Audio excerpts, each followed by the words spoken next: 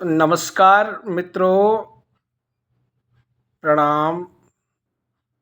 आज मैं अपने पुरोहित श्री, जो कि साहित्य के रत्न और कर्मकांड और साहित्य के मर्मज्ञ हैं,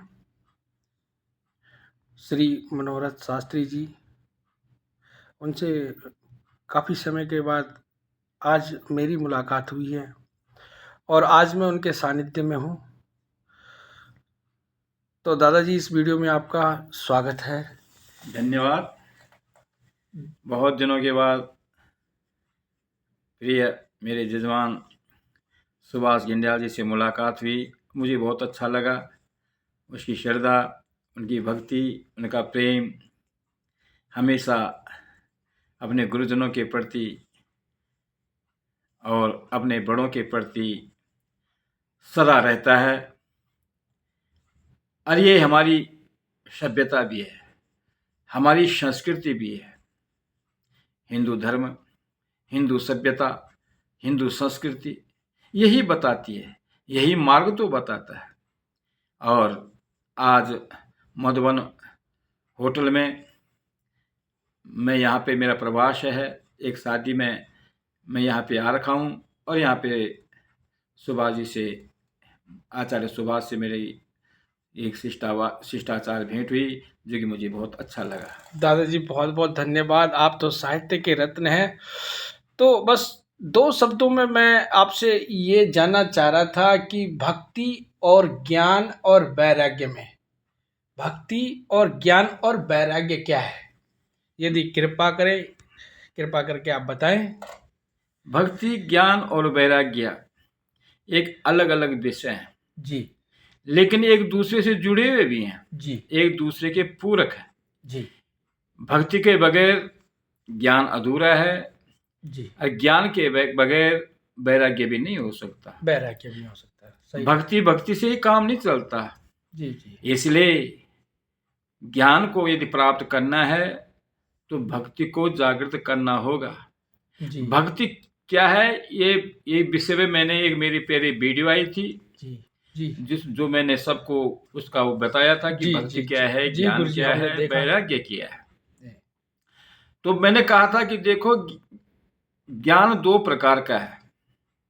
एक ज्ञान सांसारिक ज्ञान है जी जो संसार से पाया जाता है और संसार के साथ जब तक हमारा जीवित है जी, तभी तक वो रहता है। जब मरने के बाद उस सांसारिक ज्ञान वहीं पे खत्म हो जाता है। जी लेकिन जो आध्यात्मिक ज्ञान है वो हमारे हृदय स्थल पे, नाभि में रहता है जी, और उसको भक्ति के द्वारा जगाया जा सकता है। इसलिए कहा कि भक्ति और ज्ञान एक दूसरे के पूरक है। जी जी, क्योंकि वो भक्ति के द्वारा ही वो ज्ञान जगता है और वो हमारे नाभि मंडल में स्थित रहता है। जी, और जब नाभि मंडल में स्थित रहता है तो मुखार बिंद से वो बाहर जब निकलता है तो एक शास्त्र बन करके फूटता है। बिल्कुल बिल्कुल बिल्कुल सही बात। और ज्ञानी हमेशा मौन रहता है।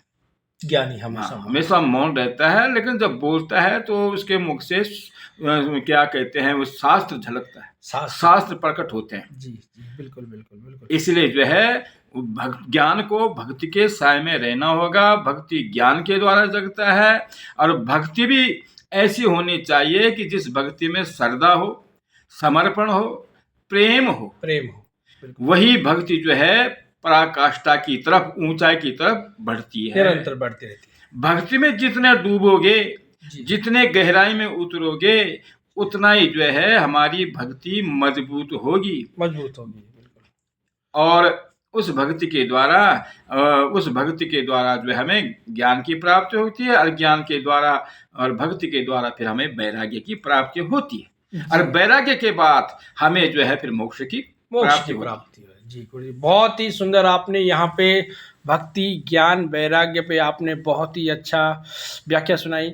इसी में एक मेरा एक सवाल है, गुरुदेव की भक्ति को नवधा करके बताया गया है, वह अलग है या इसका मार्ग वही है? जैसे नवधा भक्ति, वंदनम, श्रवणम, पाद सेवनम, आत्मदास्यम, कीर्तनम, सख्यम, आत्मनिवेदनम, ये सब भक्ति के दायरे में ही आते हैं या हाँ इनकी व्याख्या अलग है? सुभाष जी, भक्ति के दायरे में ही आते हैं। ये सीढ़ियां हैं, जी जी कर्म से सीढ़ियां। आप जिस सीढ़ी को चुनना चाहते हैं, जी हम ये नहीं कहते कि सब एक साथ उस नवोदा भक्ति के अंदर में तुम सब आ जाओ। जी। उसके एक अपने अपने दायरे हैं। कोई दास्य भक्ति के द्वारा करना चाहता है, बिल्कुल, कोई बिल्कुल। कीर्तन के द्वारा परमात्मा को प्राप्त करना चाहता है, हिलाना चाहता है, उसको जागृत करना चाहता है, कोई दास्य भावना से जागृत करना चाहता है, अपने हृदय की भावनाओं को, जी अपने हृदय के भावों को जी प्रकट करना चाहता है। अलग अलग है, लेकिन नवोदा इसीलिए कहे कि आप जिस रास्ते पे चलो, जी जिस सीढ़ी को चुनना चाहते हो, जिस मार्ग को चुनना चाहते हो, वो हाँ। सब आपके कल्याण के लिए ही है। जी जी। इसी क्रम में जैसे कि हमने सुना कि प्रेमानंद जी महाराज एक